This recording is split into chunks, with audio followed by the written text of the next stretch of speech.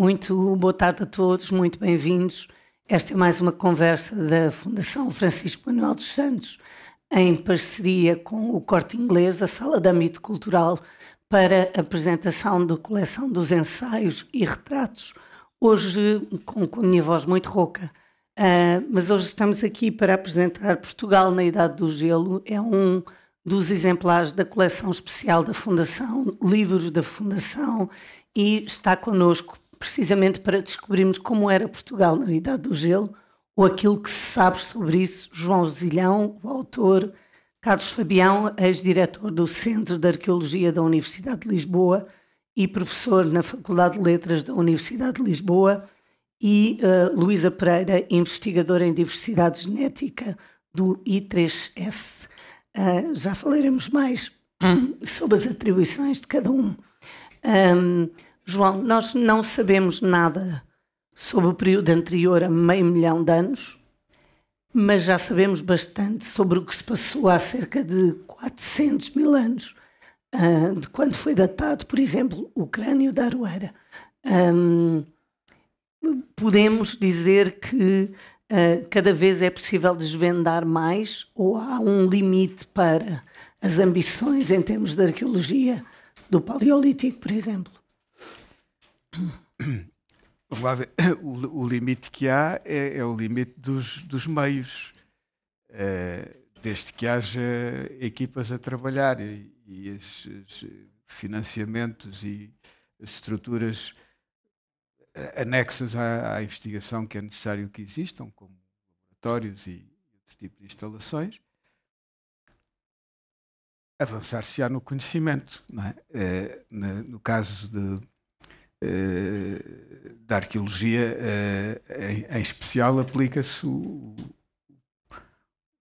dito de que só se encontra aquilo que se procura, não é? Portanto, se não se procurar, não se vai encontrar. Se se procurar, vai-se encontrar. O que não se pode é prever o que é que vai ser encontrado. Ou melhor dizendo, eu podia desde já assegurar uma coisa, que é algumas das lacunas que temos no conhecimento do Paleolítico, não é? Portanto, da presença humana no nosso território, entre o momento em que eu acabei de escrever o manuscrito e hoje já começaram a ser preenchidas, não é? Por exemplo, temos já indícios fortes de que numa das jazidas do sistema do Almonda vamos ultrapassar o limite dos 500 000 anos. Tem essa esperança? Não temos, quer dizer, não temos a esperança, temos a certeza, porque encontramos já depósitos que são mais antigos por posição estratigráfica, estão em posição inferior ao depósito que forneceu o crânio da Aroeira. Quão mais antigos é o que ainda não sabemos. Mas, enfim, a hipótese, portanto, de atingirmos e ultrapassarmos essa barreira é muito... As hipóteses são muito fortes. E, para épocas mais recentes, outro período para o qual temos uma lacuna importante é o período que se segue, é o período que corresponde ao início da deglaciação, não é? Portanto, quando os glaciares da Serra da Estrela começam a retroceder e vamos a caminho de condições climáticas parecidas com as atuais. Há cerca de 20 000 e há cerca de 15 000 anos não sabíamos quase nada, e agora temos uma jazida importante que começámos a escavar há 2 anos e que vai preencher essa lacuna, e vai preenchê-la abundantemente porque é muito rica. De modo que é isso. Se houver mais gente a trabalhar, vamos encontrar mais coisas. Quanto mais meios nos derem para trabalhar, mais vamos encontrar. O resto, enfim, demora é tempo, não é? Portanto, isso é uma coisa que também... Mas tempo muito relativo em comparação com aquilo, o tempo daquilo que se encontra. Sim, mas à escala da vida humana, claro, não é? Portanto, o que as pessoas às vezes não têm consciência é que um projeto do tipo do que começámos no sistema do Almond em finais dos anos 80, são projetos para 100 ou 200 anos. Não é? Portanto, há uma equipa que começa e depois tem que haver a formação de gente nova que vai, quando, portanto, pelas leis da natureza, portanto, a primeira equipa passa, portanto, para outros domínios mais etéreos, assegura, portanto, o relevo, não é? A substituição. E é isso que é preciso ter em conta. Portanto, não se pode esperar resultados imediatos do investimento. Não é todos os dias que acontece uma coisa como a descoberta das gravuras do Coa, não é? Isso acontece uma vez em 100 anos, ou o Menino do Lapedo, isso é uma vez em 100 anos. A rotina demora tempo, portanto é preciso investimento e paciência para se obterem resultados. E muitas vezes tendo em conta que às jazidas arqueológicas se aplica outro dito que são como os melões, não é? Só depois de abertos é que se sabe se são bons ou não. Portanto, muitas vezes a gente enfim, tem que começar e afinal aquilo não vai dar porque o que se esperava. E, portanto, é preciso partir para outra coisa. Portanto, a arqueologia é um trabalho que é muito artesanal no sentido tradicional da palavra. É um trabalho que tem uma componente científica importante, mas é um trabalho manual, é um trabalho de escavar tanto com instrumentos e com as mãos até.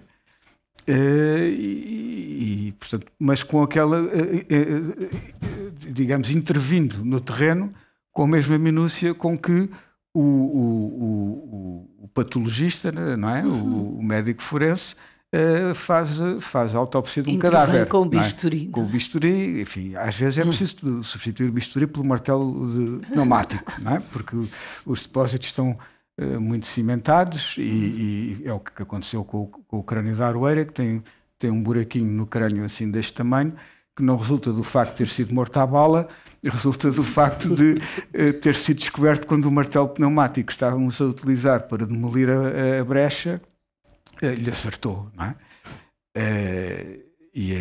Enfim, não sei se respondi à sua questão, mas enfim, é assim. O João é investigador na Universidade de Lisboa. Foi o responsável científico pela criação do Parque Arqueológico do Coa e a sua classificação como património mundial. O seu momento eureka foi a criança de Lapedo, o menino de Lapedo. Eu começava por lhe perguntar o que é que sentiu quando houve esse momento. O que é que se sente? Não sei o que é que se sente. Sente-se. É como nos desenhos animados, grita-se mesmo eureka. Não se grita. Não, simplesmente é aquela coisa, a pessoa. Não é? Quase de um segundo para o outro, não é? Mas eu acho que a pergunta é razoável, porque é uma coisa extraordinária, não é? Pois, sim, é. Agora, não sei, os meus colegas que lá estavam é que poderão dizer que assistiram, estão por aí um ou dois na plateia e assistiram ao momento, não é? Mas é daquelas coisas, a gente está no sítio e foi o João Maurício, pegou num dos ossos que estavam à superfície, portanto, porque tinha havido uma pequena perturbação da superfície deixada pela terraplanagem que removeu a parte superior do enchimento do abrigo, e quando ele pegou no osso, que era um osso da mão, me mostrou e eu vi que estava atingido de vermelho e sabia que aquilo tinha que ser paleolítico, porque o testemunho que estava conservado mais acima demonstrava que aquilo tinha que ter mais de 20 a 20 ou mais até de 25 mil anos. E pronto, é daquelas coisas que a gente sabe que na época que chamamos grafitense era prática na Europa o uso do óculos vermelho nos enterramentos e portanto era aquele osso com aquela cor naquela posição estratigráfica indicava um enterramento. E na Península Ibérica era a primeira vez que isso, em 150 anos de arqueologia paleolítica, portanto, quer dizer, pronto, a pessoa sente no momento em que tem essa, compreende, não é? Que é aquilo que ali está, ou pode ter estado, porque havia a hipótese de ter havido um enterramento e ter sido destruído pela máquina, não é? Foi aquilo que a gente depois teve que esclarecer, fazendo a intervenção arqueológica, e felizmente 90% do esqueleto estava intacto e em posição, e portanto permitiu fazer um estudo com consequências interessantes do ponto de vista científico. Carlos Fabião tem-se dedicado ao estudo da própria arqueologia. Para si, qual é a importância deste livro? Eu sei que se interessa especialmente pela questão do desenvolvimento da investigação, o apoio. O que é que significa conseguir reunir-se os dados que sabemos sobre Portugal na Idade do Gelo neste livro? Bom, em primeiro lugar, muito boa tarde.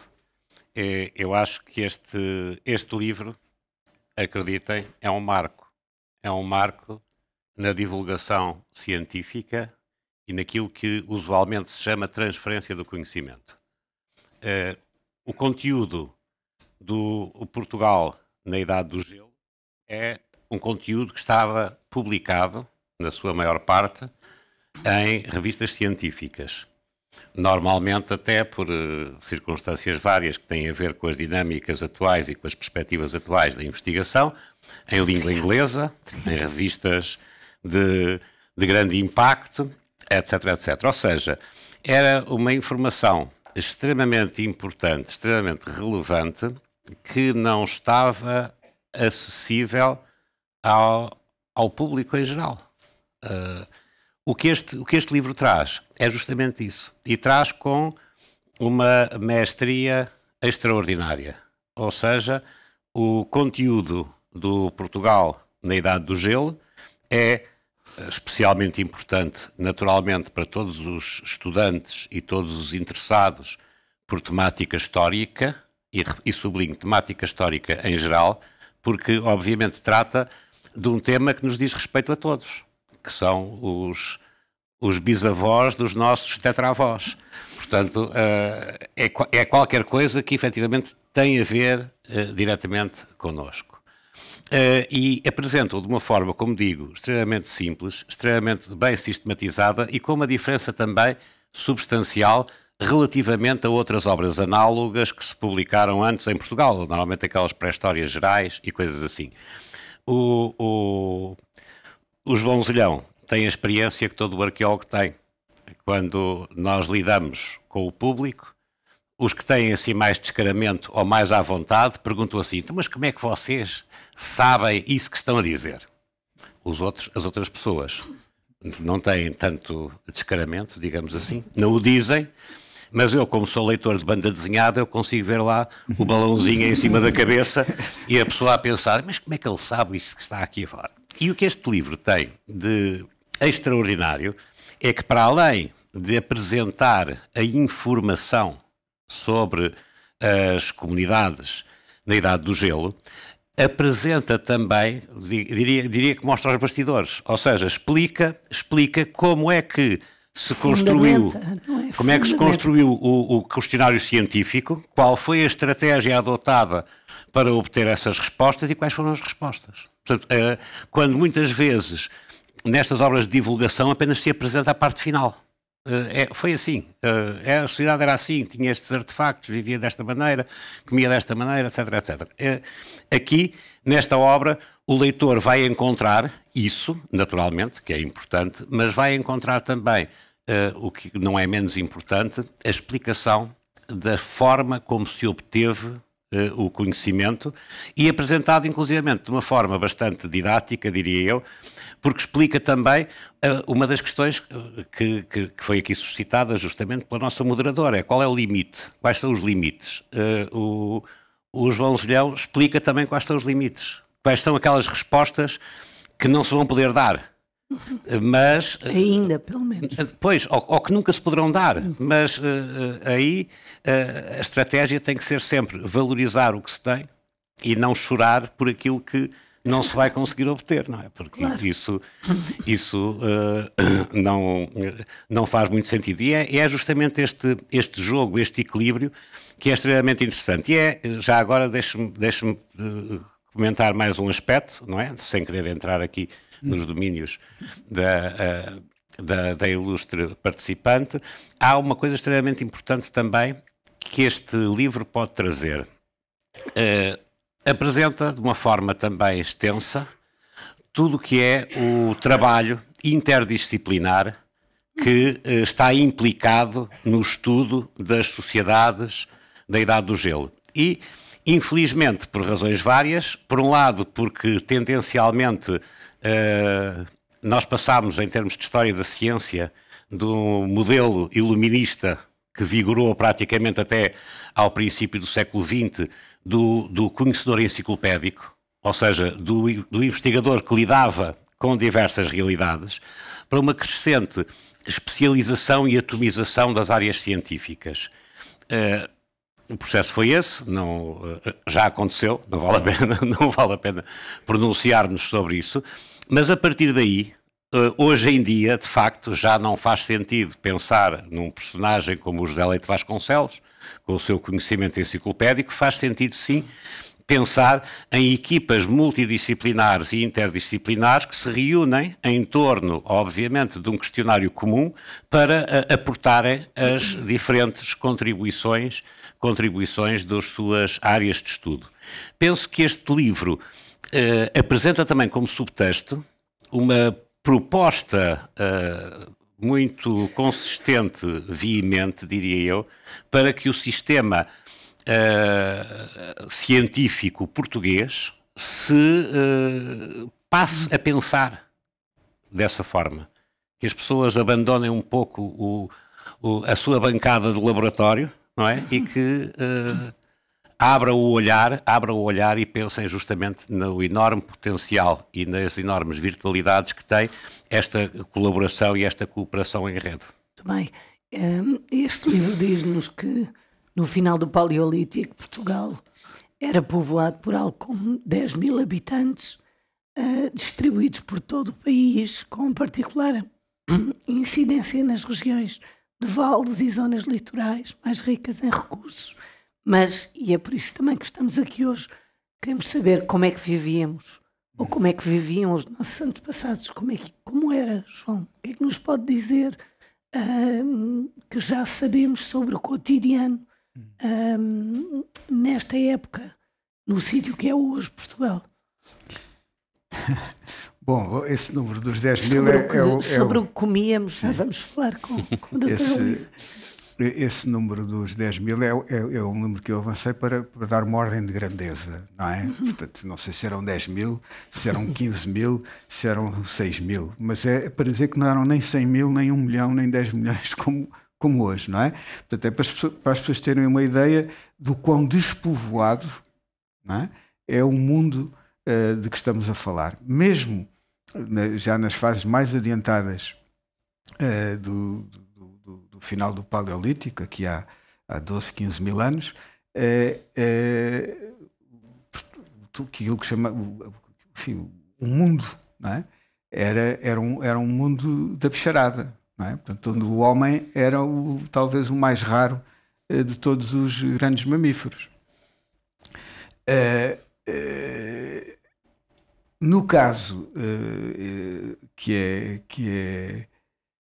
Portugal ou a Península Ibérica em geral, menos talvez, isso é talvez menos verdade ainda do que no resto da Europa e pelo menos da parte setentrional da Eurásia, porque por causa da posição, da latitude mais meridional da Península Ibérica, as condições ambientais permitiam, portanto, uma maior produtividade da terra e, portanto, permitiam sustentar uma população mais densa do que no resto da Europa. Portanto, digamos que é uma coisa que eu também quis dar ênfase no livro, é que a ideia que nos meios de divulgação, nos documentários, na grande imprensa internacional, se faz desta época é muito baseada na informação que no final do século XIX e princípios do século XX se obteve nos países que hoje são do centro da Europa, portanto de latitude média, como sobretudo a França, a Alemanha, Inglaterra, etc. Mas o pessoal que vivia nessas terras, nesta época, eram os esquimós da época, não é? Portanto, a Alemanha, se quisermos assim, da Idade do Gelo, era a Península Ibérica, não é?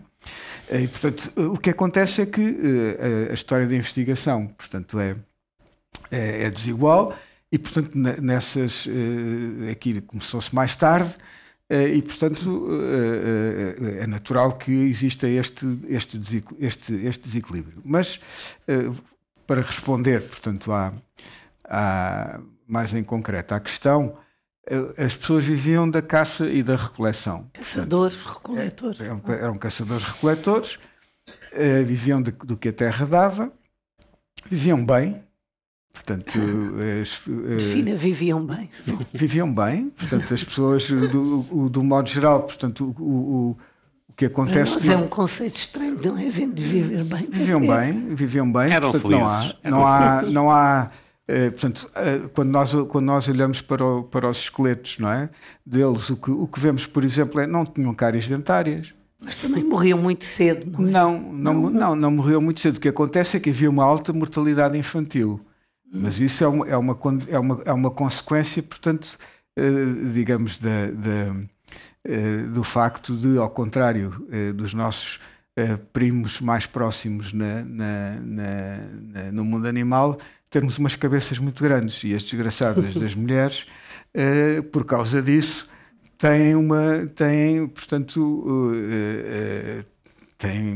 enfim, dificuldades no momento do parto, e isso resulta antes do advento da medicina moderna em mortalidade à nascença, no parto, tanto da mãe como das crianças, e depois, obviamente, durante os primeiros anos de vida, as crianças estão mais, até ganharem, portanto, resistência, estão mais indefesas. Portanto, há uma mortalidade infantil elevada, mas quando as pessoas chegavam, digamos, ultrapassavam os 15 anos, viviam até bem para lá dos 40, há casos até de indivíduos, portanto, que se conhece, que se pode estimar idades no momento da morte superiores aos 60 anos. Portanto, digamos, longevidades que nas sociedades mais recentes se atingiam entre as populações mais abastadas da época romana, não é? Que daqui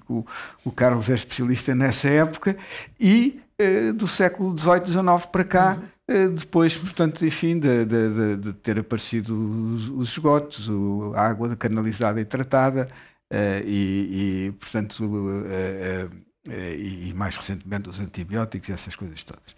Portanto, viviam bem, sofriam. Não precisavam, tinham bons dentes. Tinham bons dentes, tinham acidentes, não é? Porque é uma vida, digamos, ativa, não é? Portanto, eram gente mais robusta fisicamente, tinham uma vida ativa, portanto, isso às vezes resultava em fraturas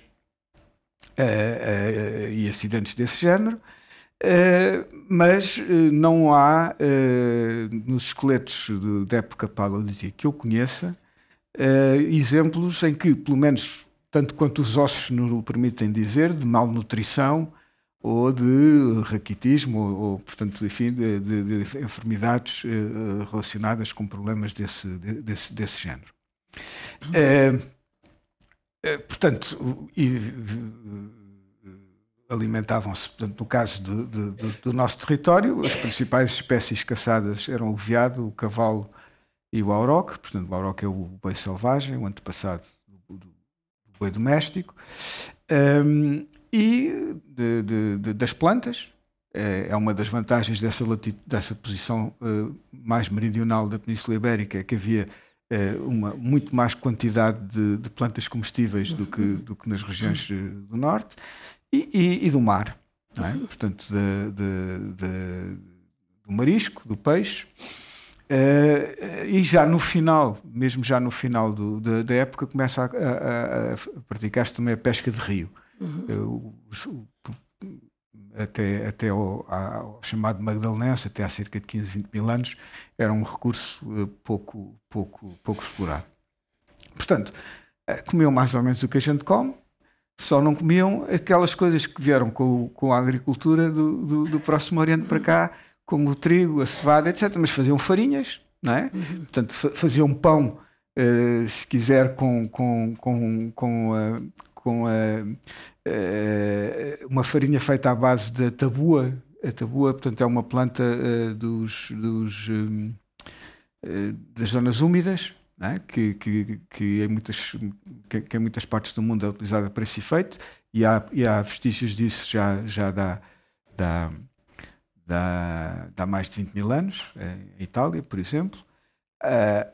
No caso do Próximo Oriente, onde havia os antepassados selvagens do trigo silvestre, do trigo e da cevada, eles faziam já, portanto, desde o Paleolítico, preparados, pão, se quiser, massas, à base da farinha desses cereais, e são coisas que são difíceis muitas vezes de encontrar no registro arqueológico, porque as plantas não fossilizam, portanto só fossiliza é a madeira ou as sementes quando queimadas, mas que através de estudos, portanto, do ADN e de proteínas conservados nos dentes ou no tártaro dos dentes, se pode lá chegar. A Luísa falar sobre isso, a importância dos estudos do ADN antigo e como a paleoproteómica, especialmente no cálculo dental, nos tem dado pistas sobre a dieta. O que é que nos pode dizer sobre isso? Olá, boa tarde. E antes de responder à pergunta, quero agradecer imenso o convite. É um prazer enorme ter feito a viagem do Porto e estar aqui para vos falar deste livro magnífico que é, como o Carlos dizia, é essencial. O João, eu sou bióloga de formação e depois especializei-me em genética, genética de populações humanas, daí estudar evolução, não é? E esta proximidade tremenda à arqueologia. O João é uma pessoa uma incontornável não só na arqueologia, mas também na genética humana e na evolução. Portanto, para qualquer canto que se vá, o João Zilhão é altamente conhecido e uma pessoa importantíssima. A Inglaterra não consegue pronunciar o nome dele. Soa qualquer coisa como João Zilhão, o que é muito difícil de reconhecer. O livro é magnífico. Eu li rapidamente no passado fim de semana, mas vou ler com muita atenção. Faz um sumário magnífico de todo este período importantíssimo da nossa pré-história. É fácil de ler para leigos, dá informações importantíssimas para mim como geneticista, como estava o João a dizer, não é? O número de pessoas que habitavam Portugal naquela altura é importante de ter percepção. E também os dados genéticos da diversidade que é observado hoje em dia nos seus descendentes, que somos nós, concordam com isso. Éramos muito poucos. Em grandes grupos ou pequenos grupos. São coisas pequenos grupos espalhados. Espalhados, mas muito relacionados uns com os outros, justamente porque eram poucos, não é? Mas notar que isto era um paraíso, era, não é? Porque o resto da Europa estava debaixo de uma calota imensa de gelo, não é? E o livro do Zilhão é muito visual também. Eu achei isso magnífico, porque ele mostra-nos como era Portugal naquela altura, como é que eram as estepes, não é? Que associamos à Sibéria. E Portugal durante muito tempo foi aquilo. Depois a transição com a mudança climática para pequenas florestas a aparecerem. Os animais exóticos hoje, não é, que habitavam aqui e que, portanto, faziam felizes aqueles poucos indivíduos humanos, porque tinham imenso alimento. Isso é fenomenal. Mas o que é que interessa realmente e o que é este convívio de disciplinas, não é? Como é que áreas... E técnicas, não é? Eu trabalho no I3S, é um instituto enorme, somos cerca de 800 pessoas, temos imensas disciplinas diferentes, isso é magnífico, não é? Em termos de investigação, é essa riqueza que proporciona imensas coisas. E o João tem isso quando faz uma escavação. Tem ali imensas disciplinas a contribuírem para conseguirem interpretar o maior número possível de evidências e construir uma imagem complexa, não é? Com a intervenção de muitas destas disciplinas. E é por isso que a biologia, a botânica convivem proximamente e são também peças importantes ao lado dos arqueólogos, dos antropólogos. Deve ser realmente uma dinâmica magnífica. Eu nunca participei numa escavação, sempre tive curiosidade. Espeleologia não consigo, tenho vertigens. E João também nos mostra isso no livro, é muito, muito visual. Mas é essa dinâmica toda, não é? Que é muito interessante e que o João transmite. Já era fácil ler os artigos científicos do João. Sempre senti isso. Para mim, como bióloga, nem sempre é fácil ler um artigo científico de arqueologia. Mas os do João tinham aquela capacidade de ser uma investigação completa, fácil de explicar e que fazia sentido. Difícil, mas traduzido pela linguagem dele faz sentido. Portanto, acho que vocês vão ter um enorme prazer também em ler este livro. E os meus colegas ingleses já perguntaram quando é que sai a versão inglesa. Portanto, desde já desafio a Fundação para traduzir este livro, que vai ser essencial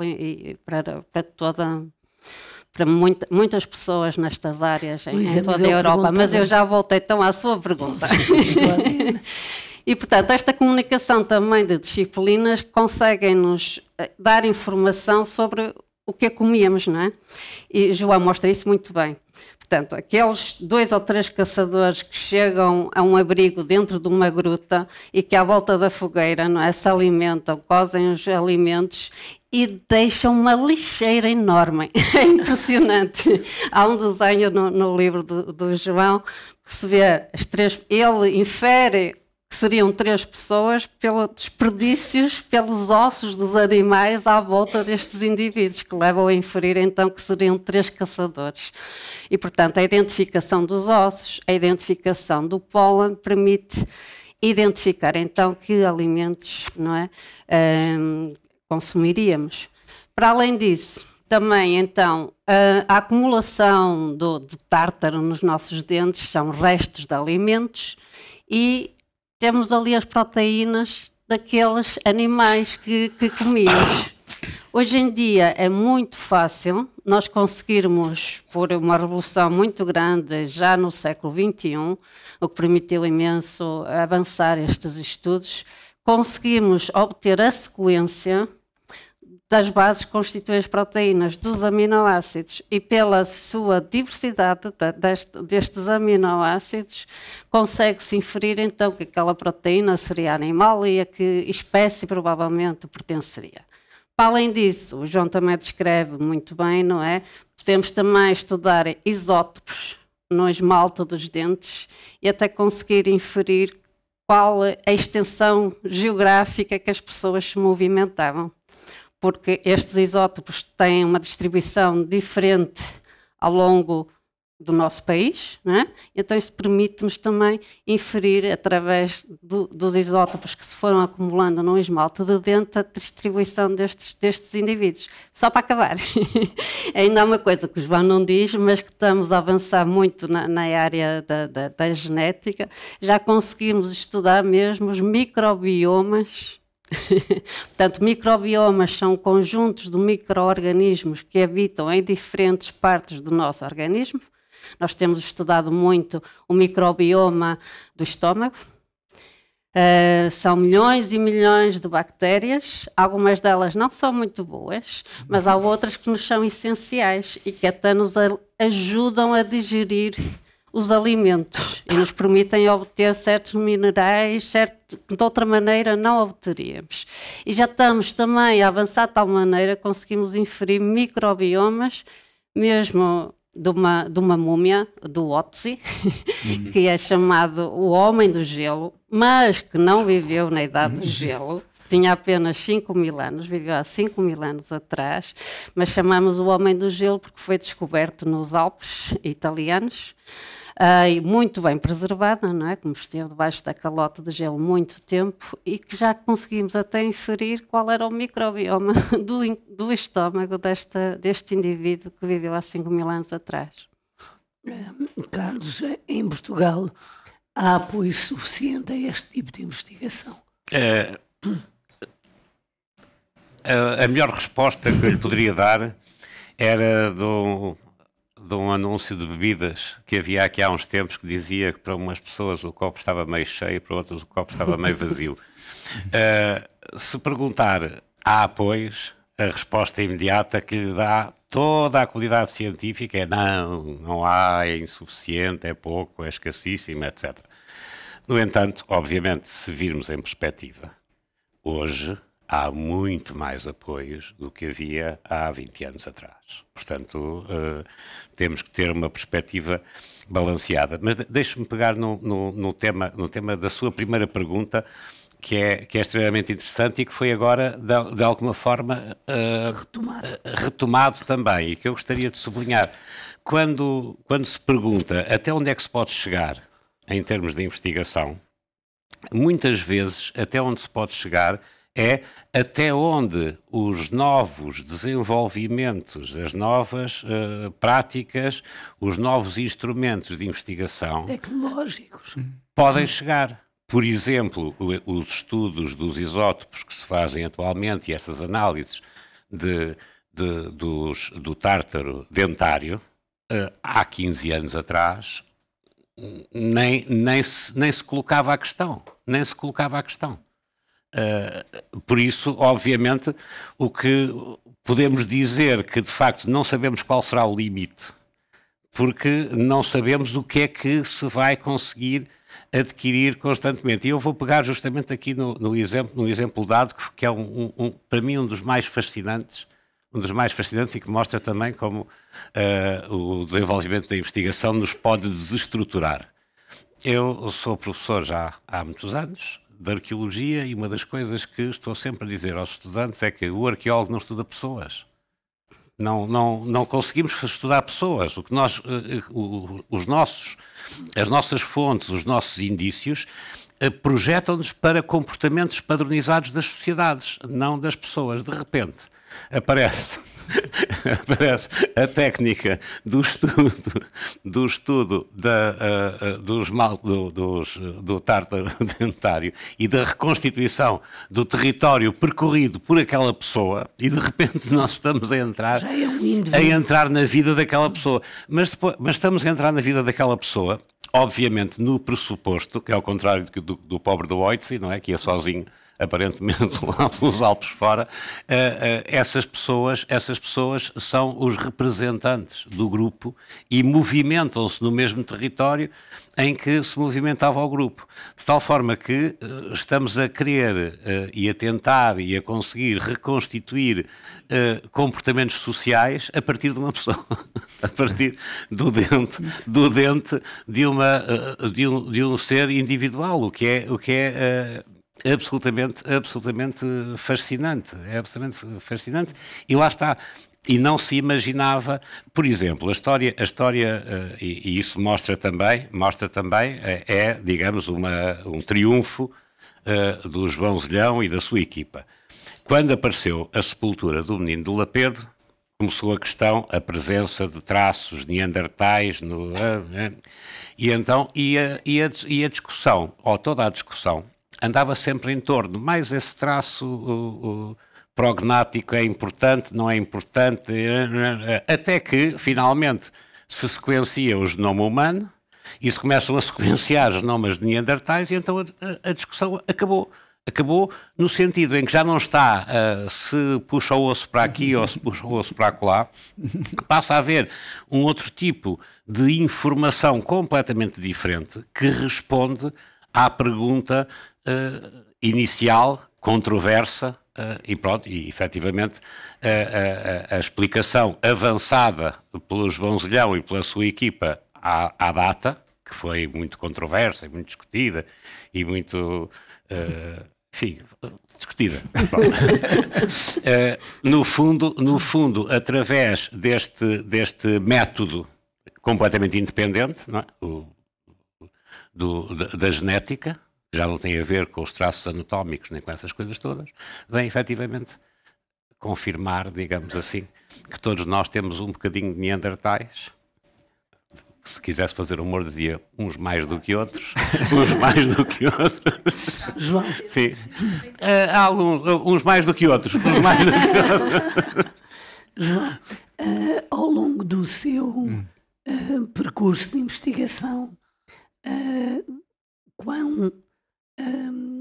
quanto aumentaram ou quanto mais foi ajudado tecnologicamente? Houve descobertas, entretanto, ou há novos instrumentos? Sim, foi este ano, enfim, o livro fala um bocadinho disso, mas esse estudo da dimensão do território percorrido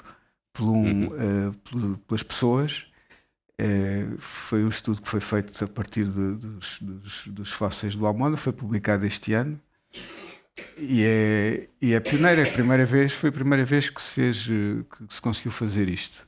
E isso deve-se, por um lado, à ideia de que se pode fazer, e segundo, à existência de meios que permitem realizar essa ideia. Portanto, o que acontece é que, digamos, o conceito existia, portanto, que o estróncio do esmalte dentário conserva, digamos, a assinatura isotópica da alimentação e da água que as pessoas beberam e que, por sua vez, é uma imagem dos solos onde os animais pastaram, as plantas cresceram, portanto, e os rios tiveram a sua nascente. E é isso que permite fazer a ligação entre o dente e o território. Portanto, o que é que acontece? Para se fazer isto à escala da pessoa, é necessário que se desenvolver uma tecnologia de amostragem ao longo, portanto, da espessura do esmalte, portanto, se vai acumulando de modo geral, portanto, varia de dente para dente, mas são cerca de 2, 3 anos da vida da pessoa na dentição definitiva, dependendo do dente, em criança ou para os molares definitivos, já, portanto, a caminho da adolescência. Entre os 10 e os 14 anos é quando a maior parte é a informação que nós temos para os últimos molares a formarem-se. Ora, eu agora perdi-me, mas isto para dizer o quê? É preciso ter essa resolução da análise. Portanto, e acontece, portanto, que eu, quando estive a dar aulas em Inglaterra, trabalhei, portanto, no departamento que dei na Universidade de Bristol, onde justamente se estava a desenvolver essa tecnologia para outras finalidades, mas que se podia aplicar, portanto, a este estudo. E o meu colega, portanto, um colega e amigo, portanto, com quem trabalhei nesse tipo de tecnologias, também aplicada depois a outros estudos, por exemplo, de datação de arte rupestre, etc. Falámos sobre a ideia de fazer isso, em teoria, e de repente foi aquela coisa, mas ali na zona do Almonda era o ideal para fazer isto, porque a diversidade geológica é tão grande que nós conseguimos, digamos, ter suficiente variação para perceber isso, porque imagino que o teor do estróncio nos solos não varia ao longo de 700 km, ou de 800 ou de 1000 km. A gente bem pode andar lá a medir, que é sempre tudo igual e não sabe nada, não é? Não aprende nada. No caso, portanto, ali daquela zona do centro do país, há mais variação do que há entre o norte e o sul da Inglaterra, o extremo norte e o extremo sul da Inglaterra. Portanto, era possível, a tecnologia existia, os fósseis existiam, teve-se a ideia, vamos fazer. Demorou 9 anos. Portanto, tivemos a ideia em 2013, eu levei os fósseis à Inglaterra em 2014, na altura já não estava em Inglaterra, já tinha ido trabalhar para a Catalunha, para Barcelona. Fizemos a amostragem, enfim, depois houve toda uma série de estudos que tiveram a ser feitos para calibrar e para termos a certeza que estava tudo em ordem, e finalmente publicou-se, porque depois também tivemos que comparar com a fauna, enfim, o conjunto tem que ser coerente, não é? Portanto, é um exemplo de como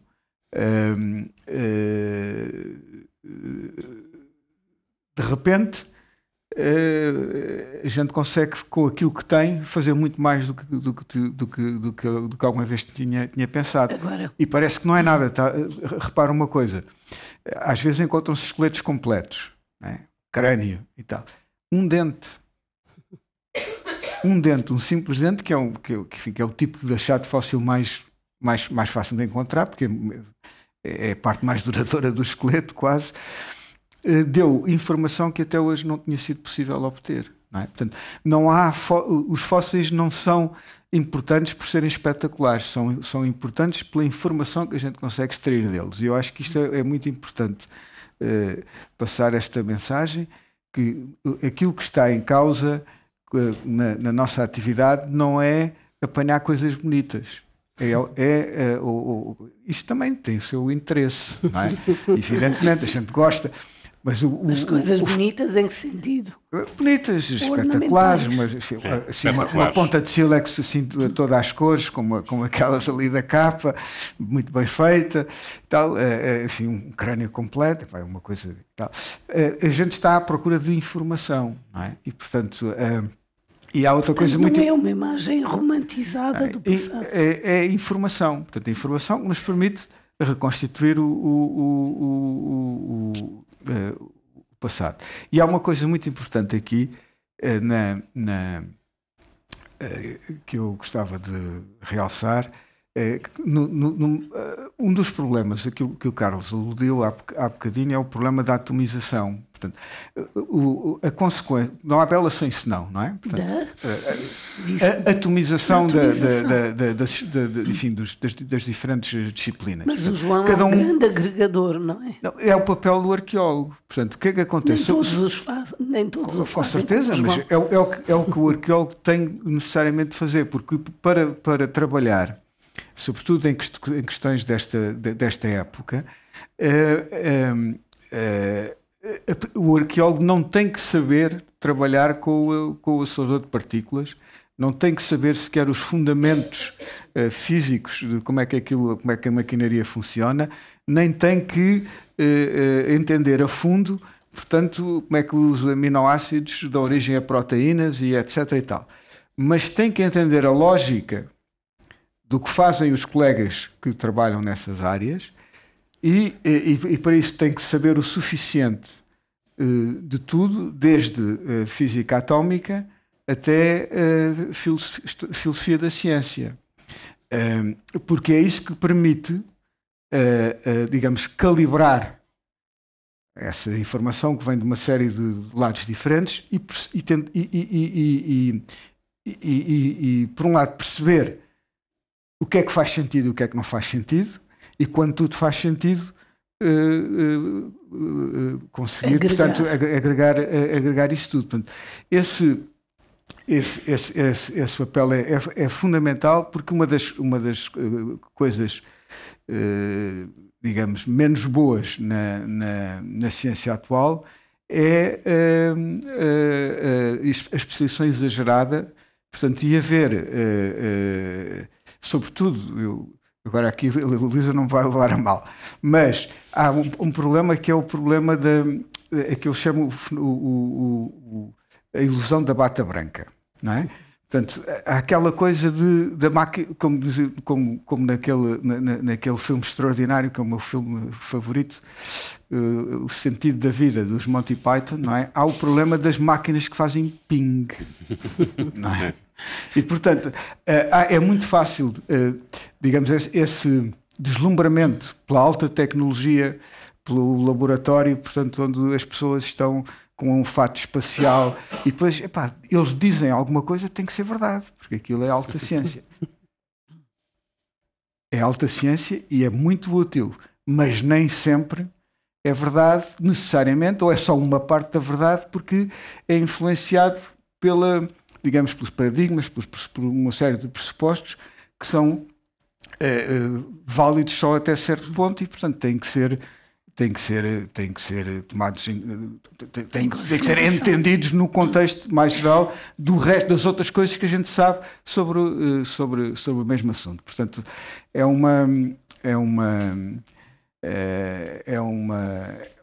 a razão pela qual é a melhor profissão do mundo. Porque trata-se tudo, não é? Tudo em todo lado ao mesmo tempo. Trata-se tudo em todo lado ao mesmo tempo. O João tem neste momento a sua audácia concentrada nas jazidas do Almunda, não é? E é aí que está apostado.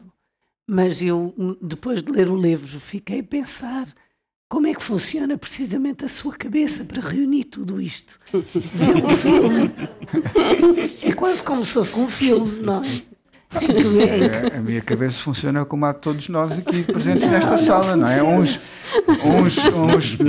numa área, outros noutra área, mas funciona da mesma... Não, mas isto no sentido de o João e eu falávamos sobre isso, conheci-o há muitos anos, e ajudou-me num artigo a recriar a vida no Paleolítico, que era uma coisa muito audaz em ficção, e o que me parece é que de facto humaniza verdadeiramente aquilo que são os dados científicos que recolhe e a informação que lhe é dada científica.